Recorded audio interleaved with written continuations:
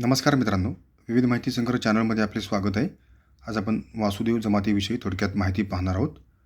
वासुदेव ही भटक्या जमातीपैकी एक जात होय.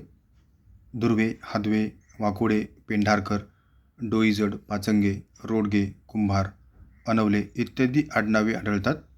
यांच्यात पोटजाती नाहीत, जात पंचायत आहे.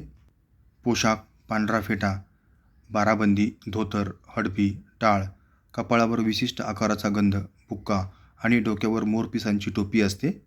हे लोक भक्त प्रल्हाद व बहीण भावांची गाणी म्हणतात. बायकांचे वेगळे पोशाख नसतात व स्त्रिया भिक्षा मागत नाहीत. त्यांची नांदेड जिल्ह्यात माळेगाव येथे यात्रा भरते.